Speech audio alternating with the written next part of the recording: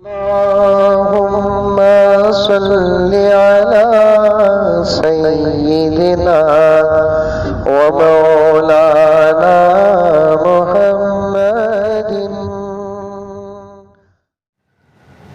اگر آپ نے کسی کو وعدہ کیا کہ میں ٹھیک جمعے کے دن 17 تاریخ کو آپ کا قرض لوٹا دوں گا، 17 تاریخ جمعے کا دن شام کے 4 بجے آپ کا قرض لوٹا دوں گا، اور آپ پیسے بھی تیار کر لیے، لیکن اچانک لاک ڈاؤن کا اعلان ہو گیا۔ اچھا بہانہ ہے لاک ڈاؤن کا۔ جو لوگ قرض لیے ہیں وہ چاہتے ہیں کہ پوری زندگی اگر لاک ڈاؤن رہا تو اچھا ہے۔ اللہ اکبر کبیرہ۔ انشاءاللہ بہت ساری باتیں آ جائیں گی جو عنوان لے کر بیٹھا ہوں میں۔ ایک بات میں تمام سامعین سے، ناظرین سے کہتا ہوں، قرض کے بارے میں بہت احتیاط رکھیں۔ دینے کی طاقت اور امید ہے تو قرض لیں، اگر دینے کی طاقت اور امید نہیں ہے، میں ایک لفظ بولتا ہوں، معافی چاہتا ہوں، بھیک مانگ لیں لیکن قرض نہ لیں۔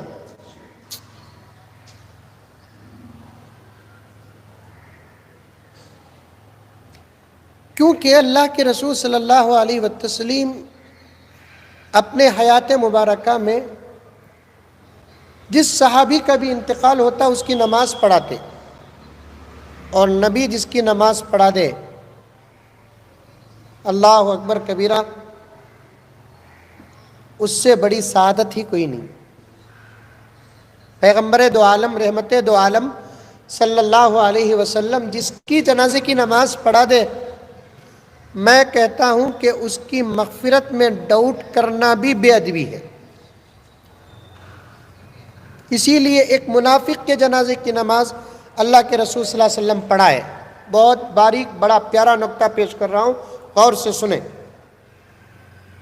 ایک منافق کی جنازے کی نماز اللہ کے رسول پڑھائے، آسمان سے قرآن کی آیت آ گئی، وَلَا تُصَلِّ عَلَىٰ أَحَدٍ مِّنْهُمْ مَاتَ أَبَدًا وَلَا تَقُمْ عَلَىٰ قَبْرِهِ۔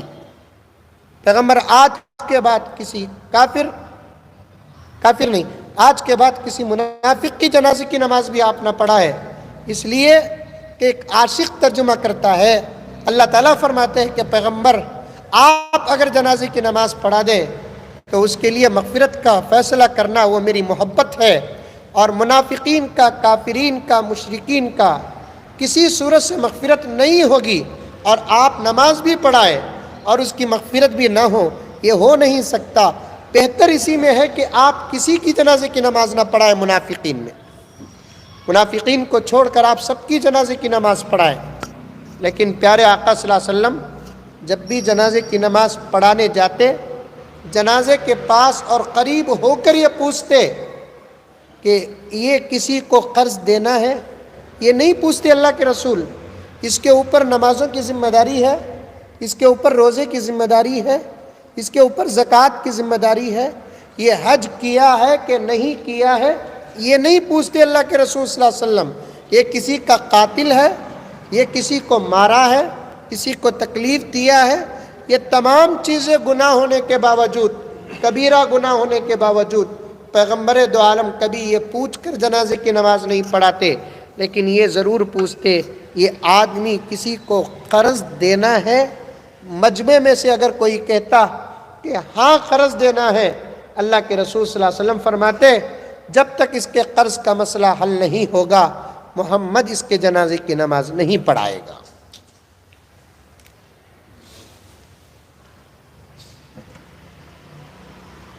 بات آ گئی تو عرض کر رہا ہوں، قرض کے بارے میں بہت محتاط رہیں آپ۔ کبھی انشاءاللہ تعالی ثم انشاءاللہ مجھے موقع ملے گا تو میں قرض کے مسائل، دینے اور لینے کے فضائل پر بھی بات کروں گا۔ فضیلت بھی ہے قرض لینے کی اور قرض دینے کی۔ آج کل لوگوں کا مزاج کیا ہو گیا؟ میرے ابا زکریا صاحب رحمۃ اللہ علیہ بولتے تھے، چچا قرض ملیا تو چرانا کہیں کو رہے،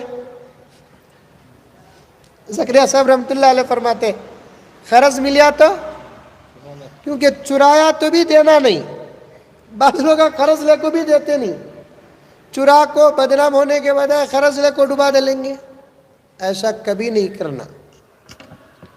قرض بہت عام چیز ہے، اس کے بارے میں خاص خیال رکھیں۔ میں صرف اگر کوئی مجبور ہو کر وعدہ پورا نہیں کرتا تو اس پر مجھے بات یاد آ گئی، میں انشاءاللہ تعالیٰ گزشتہ جمعے کے عنوان کی طرف آتا ہوں۔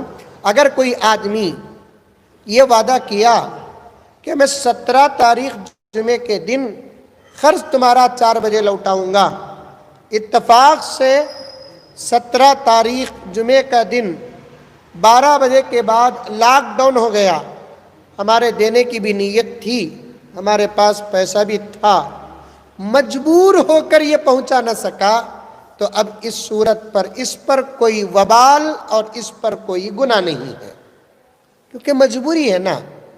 مجبوری میں اگر وعدہ نہیں پورا کر سکتے تو کوئی گناہ نہیں ہے۔